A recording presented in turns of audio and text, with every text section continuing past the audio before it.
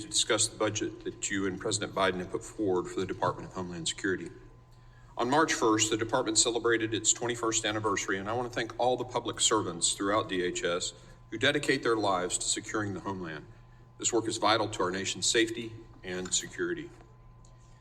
Mr. Secretary, when you took the oath of office, you swore to, quote, support and defend the Constitution of the United States against all enemies, foreign and domestic. Well and faithfully discharge the duties of the office, end quote.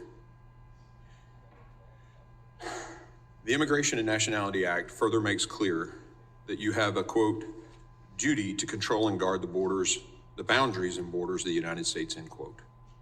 During your 3 years as Secretary, you have failed to fulfill this oath. You've refused to comply with the laws passed by Congress, and you've breached the public trust. You facilitated and encouraged record levels of illegal immigration since your first day in office. And we've all witnessed the devastating results of your open borders agenda. I've shared this before, but I feel it's necessary to repeat it. You abolished working policies, and following the statements of your boss on his campaign trail, promises to improperly grant asylum to anyone who came. As a result, people from all over the world tested the system.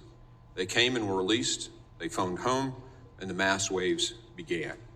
With this increased demand, the cartels took advantage, regulated that flow to overwhelm the crossing sites at our border. You responded by removing the Border Patrol agents from the border, marshals from the air, customs agents from airports, to process and release these record numbers of people, and issued guidance to DHS law enforcement to violate laws passed by this co-equal branch of government, Congress, on detention and removal. With the border wide open and Border Patrol occupied processing the mass waves of people, the cartels have poured drugs, criminals, and trafficked humans into this country. This has led to the deaths of thousands, the loss of billions of dollars, and created the crisis that you just finally acknowledged as such in recent testimony. Even your counterpart, the FBI Director Christopher Wray, has said there's no way to ensure Hamas and other terrorists are not a part of the roughly 2 million gotaways who've entered our country uncaught on your watch. And the massive increase in Chinese nationals, 53,000 encountered in 23, adds to the threats we now face at home because you chose not to enforce the law. Your refusal to follow those laws is contemptible. Your disregard of the request from this co-equal branch of government in pursuit of our constitutional duty to conduct oversight, your false statements to this body and the American people, and your issuance of guidance to the employees of DHS telling them to violate laws passed by Congress shows a disregard for the Constitution you swore an oath to uphold. However, instead of acknowledging those failures and pledging to change course, your actions and directives remain unchanged. You've doubled down. This budget request reflects this obstinance. It fails to take seriously the crises threatening our national security interests, especially our wide open borders. For example, you request a $1.45 billion cut in top-line spending for CBP's budget from what Congress enacted last year. That includes a $245 million cut in funding for CBP's border security operations budget. Instead, as you did in last year's budget, you propose a $4.7 billion slush fund called the Southwest Border Contingency Fund, which ironically would not be used to actually secure the border, but simply help you process and release more illegal aliens quickly into the interior. I might I remind you that our founders wanted the executive branch. If the founders wanted the executive branch to just get a slush fund, they would never have detailed the funding duties of this body in the division of power. Again, that's treading on the Constitution. And this fund won't solve the humanitarian crisis that you've created. It would facilitate it while trying to hide the truth from the American people.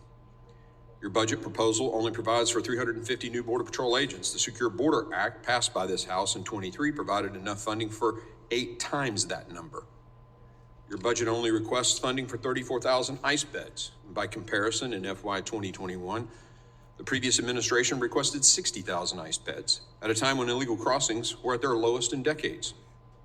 Your targets for removals of illegal aliens are abysmal. In 2020, amid the COVID-19 pandemic, ICE removed 185,884 illegal aliens, while in fiscal year 19, ICE removals exceeded 267,000. Last year, despite more than 3.2 million inadmissible encounters at our border, you only accomplished around 143,000 removals. And in this budget, you're only targeting 125,000. At that rate, it would take 16 years to remove just the roughly 2 million gotaways on your watch, to say nothing of the more than 9 million encounters, many of whom have also been released. Meanwhile, the Chinese Communist Party continues to carry out multifaceted covert espionage and influence missions against the United States. Beijing has shown that if we give an inch, they'll take a mile. And Mr. Secretary, you have given them all 1,951 miles of our southern border. While we're deeply appalled by your handling of the border security and immigration issues, this committee does look to work with the department on key issues. This past February, the administration issued an executive order providing for more stringent cybersecurity at our ports, as well as an emphasis on supply chain security. We support these initiatives. Your proposal also recognizes that our cyber workforce is vital to the protection of our homeland. Strengthening our cyber workforce pipeline will be one of the top priorities for the remainder of this year, and it is imperative that the 419 full-time employees you requested for Cybersecurity and Infrastructure Security Agency are utilized effectively. And to that end, we must ensure CISA's authorities and resources align with its mission. Secretary Mayorkas, the world is only growing more dangerous. Our adversaries in China, Russia, Iran, and elsewhere are expanding their capabilities and seeking to undermine our interests, even within our homeland. While parts of this budget request deal with some of those threats, the request as a whole fails to meet the important time we have